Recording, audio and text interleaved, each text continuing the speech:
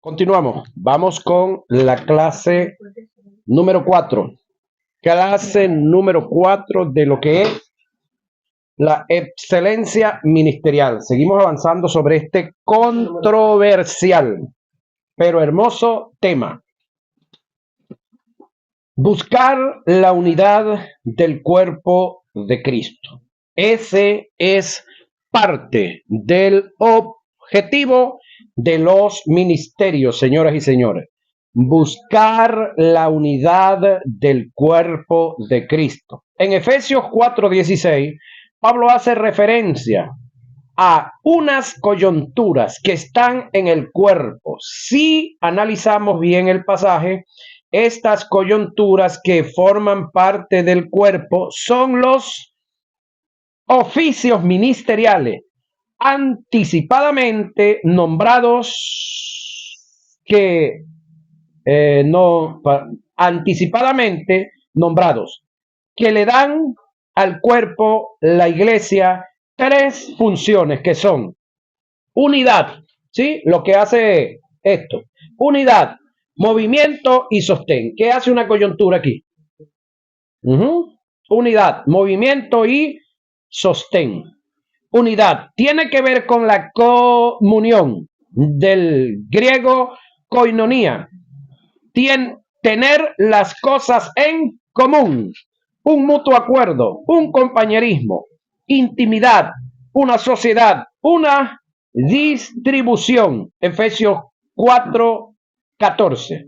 Movimiento tiene que ver con la vida de actividad y de ejercicio en las funciones del cuerpo, como la instrucción delegada para la implantación del reino. ¿Para la qué? Implantación del reino. Esa palabra implantar, quiero que la analicemos un poquitico. Ese término implantar viene del término agrícola. ¿Sí? Implantar. Tiene que ver con en un lugar hay un arbusto, un árbol, una mata, y usted arrancó la que está para colocar otra. Eso se llama que es arrancar lo que hay para plantar lo nuevo. Pero en el sitio donde no hay nada, usted no puede implantar, sino que plantó. ¿Sí? Ahora, implantar el reino. Sostén tiene que ver con la solidez, la estabilidad, la consistencia en el ejercicio. Razones por la cual no se debe estar en el ministerio. Importante esto que viene ahora. ¿Por qué yo no debo estar en un ministerio? Ya le vamos a dar unas razones para que los que están se ubiquen y los que no están, que tienen llamado, también se ubiquen. ¿Sí? Estas razones que se dan a continuación descalifican por completo a quienes estén ejerciendo un ministerio conllevados por algunas de ellas. Emoción. Es decir, no se debe estar en un ministerio por emociones, señoras y señores. En las emociones se encuentra el estado anímico de los hombres, que se activan a través de los sentidos físicos. Cuando un hombre vive de emociones en el aspecto negativo, su carácter no está preparado para un ministerio. El depender de las emociones en el aspecto negativo para ejercer un ministerio nos afectan sentimentalmente, y sería la vía segura para el fracaso. Debemos entender que Dios nunca ha trabajado con gente, que dependa de las emociones. No estamos diciendo aquí que los que estamos en el ministerio no tenemos emociones. Estamos diciendo que no debemos de estar en un ministerio por emociones. ¿Sí? Esto es como un dicho por ahí que se dice en el mundo, que el que vive de ilusiones muere de desengaño. Algo similar. Es decir, yo me emociono porque al fulano de tal lo llaman maestro y yo quiero ser. Yo me emociono porque al fulano de tal le ofrendan y le diezman y yo quiero que me diezmen a mí también. Yo me emociono porque cuando el fulano de tal va a un sitio, lo saludan, aquí tenemos a fulano de tal y de repente lo pasan a saludar, entonces yo me emociono y cuando tengo la oportunidad de salir a un ministerio me lanzo por emoción. No, evites ese problema. Las emociones es el estado afectivo que transforma de un modo momentáneo, pero brusco, el equilibrio de la estructura psicofísica del individuo, según la información que perciben los sentidos. Las emociones son fenómenos psicofisiológicos que representan modos eficaces de adaptación a ciertos cambios de las demandas ambientales. Las emociones son todos aquellos sentimientos que se producen dentro del individuo y como una energía son capaces de transformar, impulsar e influenciar la vida de este. Las emociones se exteriorizan en la vida de un ser en lo que se conoce como sentimientos. Los sentimientos es el resultado de una emoción a través del cual el consciente tiene acceso al estado anímico propio del individuo. Hay sentimientos positivos y sentimientos negativos. Pasemos a identificar los sentimientos positivos: amor, apego, gozo, paz, paciencia, dominio propio, piedad, benignidad, bondad, fe, templanza, mansedumbre, benevolencia, cordialidad, entre otros. Sentimientos negativos: odio, rabia, celo, ira, rencor, egoísmo, instintos de venganza, envidia, decepción, desánimo, desfraude, frustración, depresión, opresión, desconsuelo, desespero, herido, ansiedad, angustia, tristeza, temor, condenación, culpabilidad, entre otros. Debes entender que todos estos sentimientos afectan psicofisiológicamente al individuo para mal en el ejercicio del ministerio. Por esta causa, cuando Dios llama a una persona al ministerio, lo prepara y lo capacita, tratando con el alma donde se encuentran las emociones. ¿Sí? El trato es ubicarlo, desubicarlo para ubicarlo. Debemos quedar claro que Dios nos llama al ministerio a causa de las emociones. Por tanto, no se debe salir ni ejercer un ministerio dependiendo de las emociones que nos afectan sentimentalmente. En el ministerio llegarán momentos donde puede ser afectado psicofisiológicamente, donde te puedes sentir desanimado, oprimido, triste, turbado, herido, desilusionado, decepcionado, angustiado, sin esperanza. Momentos donde moralmente te puedes sentir despreciado, traicionado, defraudado, censurado, injuriado, calumniado, difamado, ignorado, condenado, culpable. Momentos donde físicamente te puedes encontrar enfermo, agotado, asolado, como en un desierto, pero debes entender que es un camino que debemos atravesar y que no lo podemos evadir. Esta es una de las causas por la cual debemos ser fuertes emocionalmente para no ser afectados sentimentalmente. Job fue un hombre que vivió momentos trágicos en todos los aspectos, pero emocional y sentimentalmente dependía de Dios. Job 19:25. Si nos detenemos a leer y meditar en el libro de los Hebreos, capítulo 11, nos daremos cuenta de hombres que no dependieron de las emociones, ni se dejaron llevar por los sentimientos, si no se aferraron a la fe en la palabra que recibieron de Dios, y de esa forma alcanzaron los objetivos en el llamado que recibieron de Él. En el caso de nuestro Señor, en el huerto del Getsemaní, totalmente angustiado, con una tristeza que le estaba produciendo la muerte, abandonado de sus discípulos, de su propia nación y aún de Dios mismo, no se detuvo en lo emocional, se fortaleció en fe, canalizando sus sentimientos y emociones al propósito de Dios y llevando a cabo la obra hasta la muerte.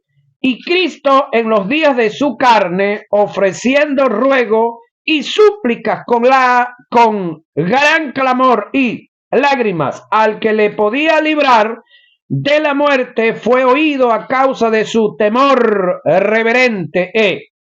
Y aunque era hijo, por lo que padeció, aprendió la obediencia. Hebreos 5, 7 y 8. Uno de los ejemplos más claros registrados en el Nuevo Testamento en la vida de los apóstoles es el caso de Pablo, donde prácticamente la mayor parte del desarrollo de su ministerio la pasó como los nómadas, como extranjero en total abandono, en prisión, moralmente tratado como un delincuente, despreciado de los que se decían ser hermanos, tratado como los más vil y desechado como la escoria, abandonado por la gente que él tanto le sirvió, pero nada de estos desajustes lo afectaron emocionalmente. Él siguió adelante, nada lo detuvo, además de las afrentas, necesidades, persecuciones, angustias, azotes, cárceles, tumultos, trabajos, desvelos, ayunos, deshonra, mala fama, engañadores, como moribundos, mas he aquí vivimos, como castigados, mas no muertos, como entristecidos, mas siempre gozosos, como pobres, mas enriqueciendo a muchos, como no teniendo nada, mas poseyéndolo todo, azotes sin número, en cárceles, en peligros de muerte muchas veces. De los judíos 5 veces he recibido 40 azotes menos 1. 3 veces he sido azotado con vara, 1 vez apedreado, 3 veces he sufrido naufragio, 1 día y 1 noche he estado como náufrago en alta mar, en camino muchas veces en peligro de río, peligro de ladrones, peligro de los de mi nación, peligro de los gentiles, peligro en la ciudad, peligro en el desierto, peligro en el mar, peligro entre los falsos hermanos, en trabajo, en fatiga, en muchos desvelos, en hambre, en sed, en muchos ayunos, en frío, en desnudez, despreciado, perseguido, difamado, hecho como la escoria del mundo, el desecho de todos hasta hoy he sido para muchos. Alguien dijo, el ministro debe estar preparado emocional y sentimentalmente para recibir una puñalada aún de su propia madre. David el rey en uno de sus salmos da testimonio de esta verdad. Aunque mi padre y mi madre me dejare, con todo Jehová me recogerá. Salmo 27:10. Si analizamos los momentos que Abraham vivió cuando Dios le dijo que sacrificara a su hijo, ¿cómo crees tú que se sintió Abraham emocionalmente? A 3 días de camino al monte Moriah, y en dicha caminata espera un posible arrepentimiento de Dios en relación a la orden que le dio. Aún más, ¿cómo crees tú que se sintió Isaac cuando su padre le dijo la verdad acerca de que él iba a hacer el sacrificio? Toma en cuenta que ellos fueron personas de fe, no de fe, no se detuvieron antes de las emociones, ni se ataron a los sentimientos, simple y llanamente obedecieron. Lo mismo puede suceder con nosotros. Habrán áreas en las que tenemos que renunciar, lugares que tenemos que dejar, valores que tenemos que entregar, deseos que tenemos que suprimir, seres queridos que tenemos muchas veces que abandonar.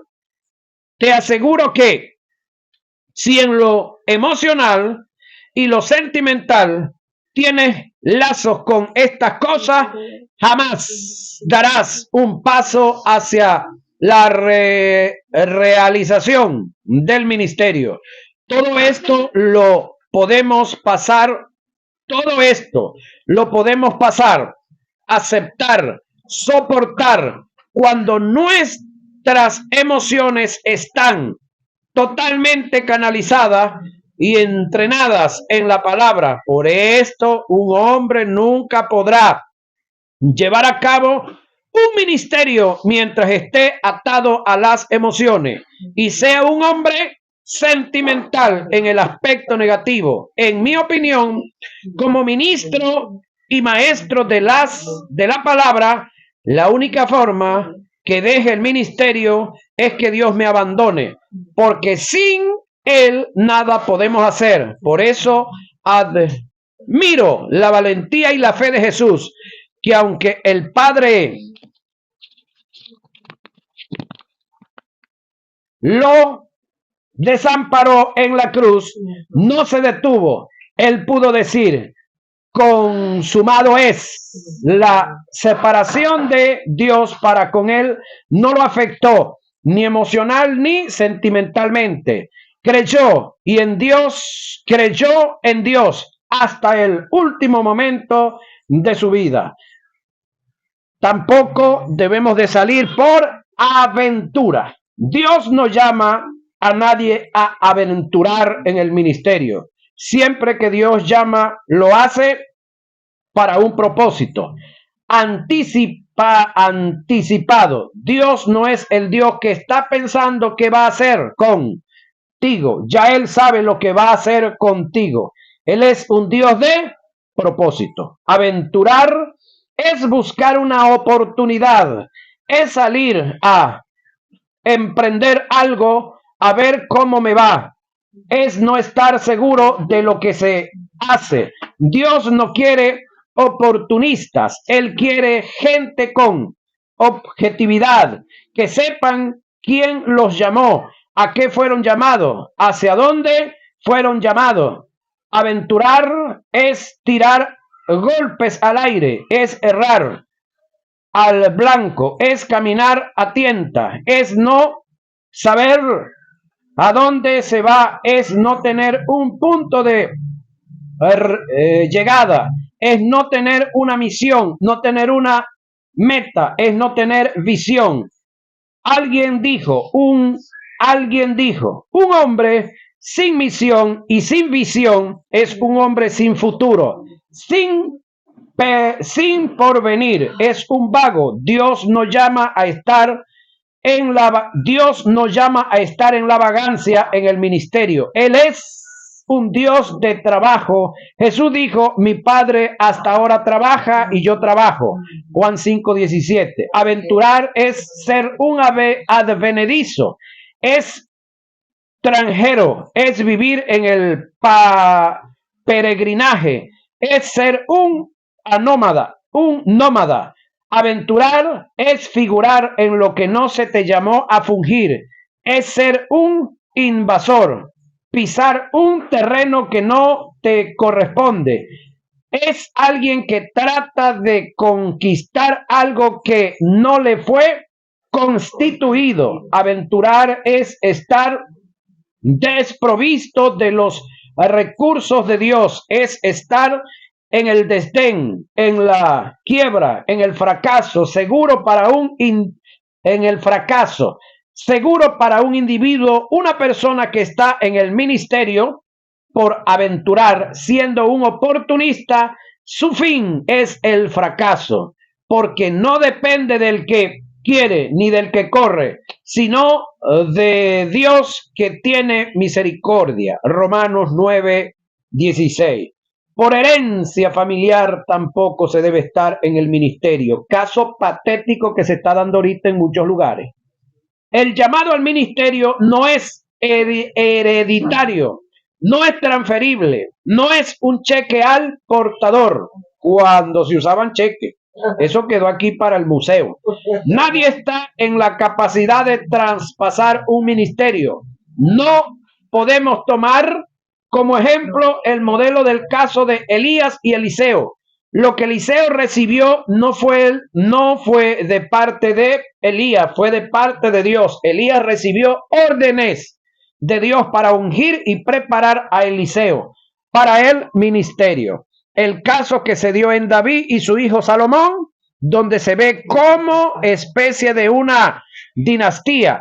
No es tal caso. Lo que se presenta fue una elección propia de Dios, un llamado de Dios. Él en su soberanía decidió escoger a Salomón para el cargo monárquico.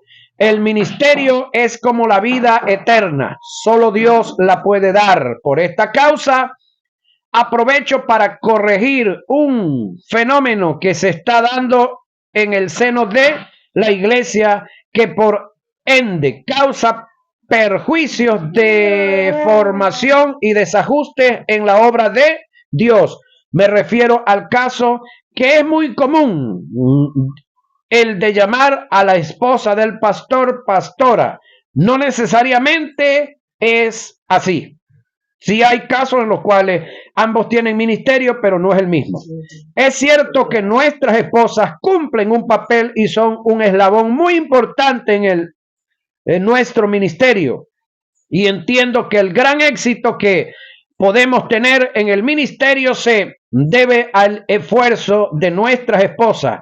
También creo que nuestras esposas se les debe revelar el llamado que hemos recibido de Dios. De no, sería el obstáculo más grande que tendríamos para el ministerio. Pero el hecho de que estas verdades se cumplan en ella no les da derecho a ser ministros. No descarto que en un momento dado Dios pueda llamar a los dos al ministerio, pero que sea Dios quien haga el llamado.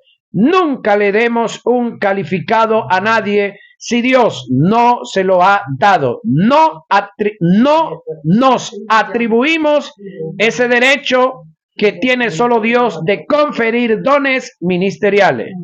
Quiero contar una experiencia que tuve con mi hijo.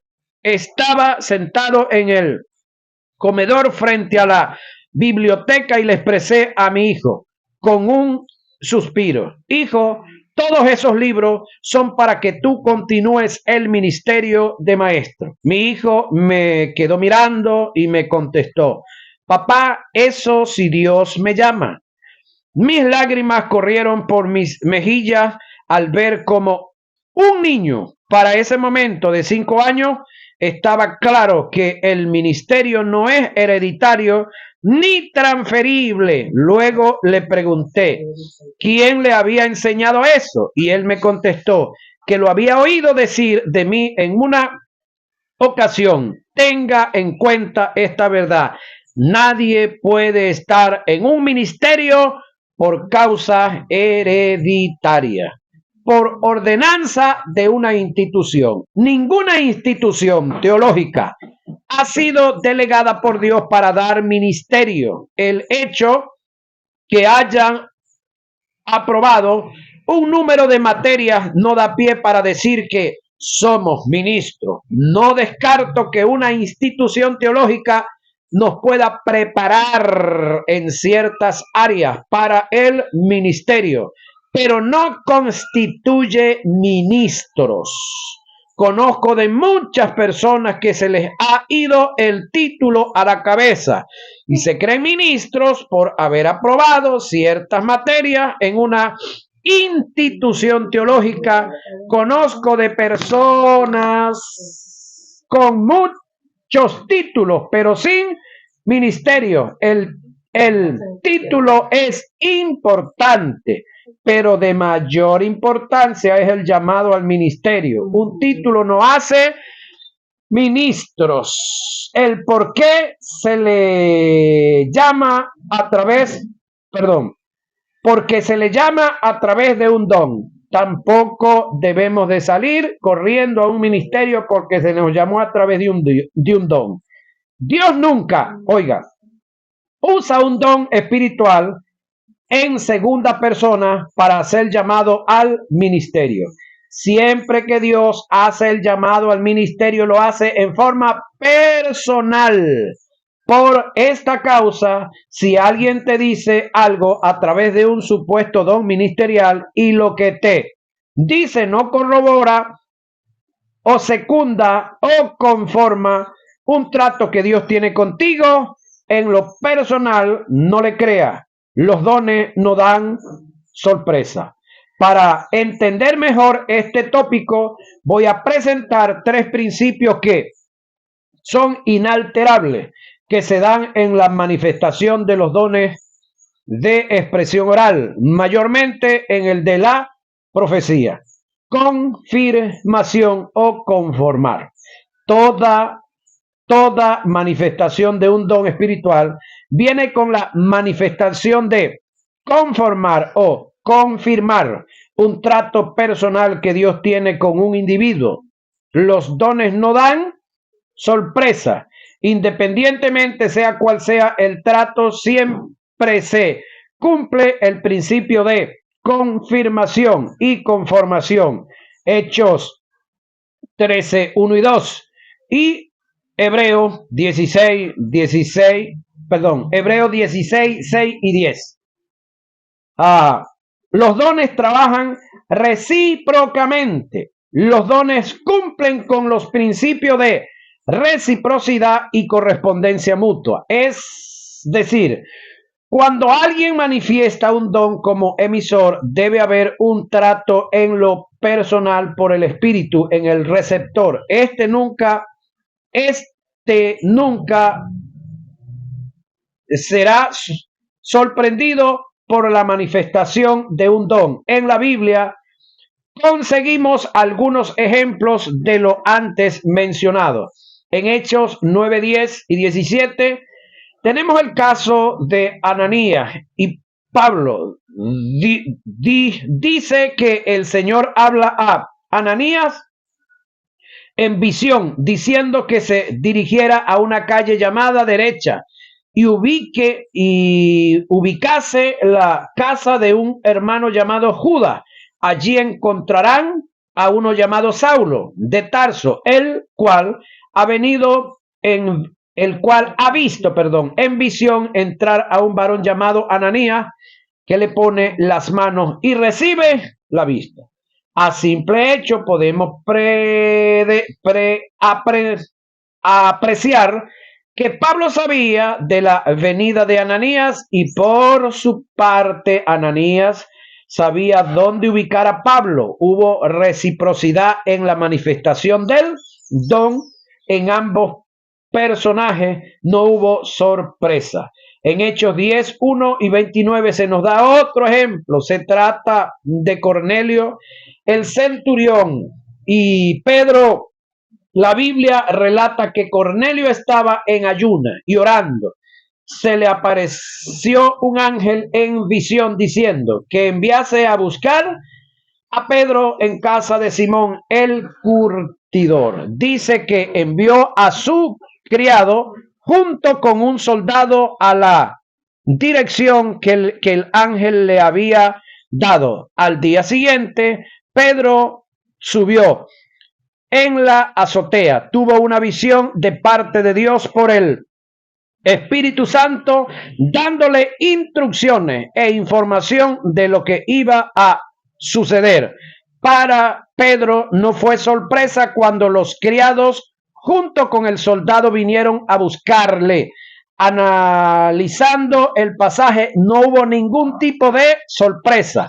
Más bien hubo una correspondencia entre la manifestación del ángel para Cornelio y el Espíritu Santo en la casa de Pedro. Para concluir este punto, si alguien viene a ti manifestando un don por el Espíritu, ofertándote dones ministeriales, pero lo que te dice no corrobora, conforma o cumple con el principio de reciprocidad y correspondencia mutua, tal manifestación debe ser descartada. Eso no es de Dios. Los dones, trabajan con precisión. Uno de los principios y características que define a los dones es la precisión, no el azar. El Espíritu Santo no necesita adivinar las cosas. Él las conoce perfectamente. Es omnisciente, lo cual indica que no hay nada oculto. Él puede revelar lo más oculto y lo más secreto. Para él no hay ni enigmas. Segunda de Reyes 6:12. A continuación, voy a dar unos pasajes que demuestran lo antes dicho. Juan 1, 45 y 50. El caso de Jesús y Natanael.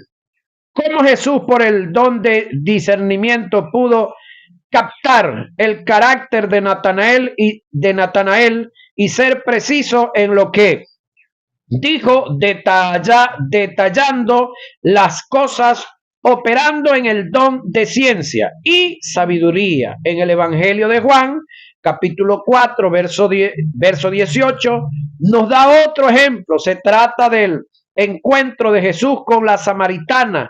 Cómo Jesús, por el discernimiento de espíritu y la palabra de ciencia, tuvo información detallada de la condición exacta en la que vivía la samaritana, relatándole el caso de los maridos que había tenido. El otro caso se dio con Ananías y Pablo en Hechos 9, 10 y 16. Analizando el pasaje, podemos ver la precisión del Espíritu Santo, tanto para dirigir a Pablo como a Ananías. A uno le dio la dirección exacta, al otro le mostró a la persona que habría de imponerle las manos para sanarle. No hubo margen de error. Según este pasaje, los dones cumplen con el principio de precisión. Si alguien viene a ti con la manifestación de un don y no cumple con el principio de precisión, descártala, porque no procede de Dios. Él no tiene necesidad de adivinar, Dios, pues Él conoce todas las cosas. Para corroborar los puntos anteriores acerca de la reciprocidad, la precisión y la conformación de los dones, daré un testimonio muy personal. La manifestación de un don espiritual no sorprenden a nadie. Ellos trabajan con precisión, llegan al grano. Por otra parte, los dones trabajan con el principio de reciprocidad o correspondencia mutua. Cuando alguien viene a ti con la manifestación de un don, ya tú tienes conocimiento del caso. En conclusión, Dios puede usar un don espiritual para confirmar un llamado ministerial, pero nunca para hacer el llamado al ministerio. Quiero hacer una aclaratoria. Cuando Pablo, en la primera carta que le escribe a Timoteo, en el capítulo 4, verso 14, le dice a Timoteo: no descuides el don que hay en ti, que te fue dado mediante profecía con la imposición de las manos del presbiterio. Pablo no quiso decir que Timoteo recibió el don ministerial por profecía o por el conjunto de ministros. Lo ilógico del caso es que el término que Pablo utilizó para hacer referencia al don fue carismata, que es el plural del singular carisma, por lo que Pablo en sí lo que expresó fue: no descuides los dones que Dios te concedió cuando por inspiración profética los ancianos de la iglesia te impusieron las manos, habiéndolo antes recibido. Por la educación cognitiva que se tenga, tampoco debemos de salir al ministerio por un conocimiento cognitivo o natural, porque seamos unos profesionales, porque seamos licenciados en, porque seamos magíster en, o porque tengamos un doctorado X. Tampoco son los conocimientos cognitivos los que nos deben impulsar a un ministerio. Dios nunca llama a nadie al ministerio por lo que son o por lo que tienen. No quiero decir que Dios no tomará en cuenta las capacidades para trabajar y desarrollar el don. Me refiero es al llamado. Tenemos el ejemplo de Moisés. Dios usó sus capacidades, pero su llamado no se fundamentó en eso. En el caso de Pablo, Dios usó sus capacidades, pero su llamado no dependió de eso. Conozco de personas analfabetas que desarrollaron un ministerio muy grande, que de una forma u otra, en la medida de su capacidad, fueron usados por Dios, pero que antecedentemente tuvieron un llamado y una preparación de parte de Dios. En Marcos capítulo 3, verso 13 dice que Jesús llamó a los que él quiso. No vio en ellos las capacidades que tenían. Tengo la seguridad que fuera de los que Jesús llamó, desde el punto de vista humano, habían gente con mayor capacidad y virtudes. Ejemplo, un José de Arimatea, un Zaqueo, un Nicodemo. Mi pregunta es, si el llamado es por lo que es y por lo que se tiene desde el punto de vista positivo, ¿por qué Jesús no eligió a ellos? ¿Por qué escogió a gente con menores capacidades y virtudes? Mi pregunta es que el llamado de Dios no depende de la educación cognitiva que se tenga, sino de lo que Él, en su designio, quiso llamar. Las tres etapas del ministerio. Básicamente, toda persona que esté ejerciendo un ministerio tuvo que haber pasado por tres etapas, aunque las desconozca. No es aceptable, ni está en la lógica, ni en la razón, que Dios comisione a una persona al ministerio sin antes no ha pasado por dichas etapas, que a continuación voy a nombrar. Las tres etapas del ministerio son: 1. Llamado, preparación o capacitación y envío. Una de las cosas que debemos tener por acá, así como muy clara, es lo siguiente. En el caso de Moisés, Dios lo llamó, lo capacitó y lo envió. ¿Alguien tiene idea de qué tiempo Dios preparó a Moisés para enviarlo al ministerio? 40 años en Egipto. 40 años en Egipto. 40 años al desierto para venir y ejercer un ministerio de 40 años. Es decir, 80 años de preparación para un ministerio de 40 años. Vengámonos al Nuevo Testamento. ¿Cuántos años cree usted que estuvo preparando Dios a Juan el Bautista para un pequeño ministerio de 6 meses? 25 años aproximadamente. ¿Cuánto tiempo preparó Dios a Jesús para un ministerio de 3 añitos y medio? 25 años también aproximadamente. Porque todo judío después de los 5 años se sienta con papá y mamá a leer la ley, los salmos y los profetas. Y luego siguen otras lecturas y otra serie de temas que creo que ya eso lo hemos dado aquí.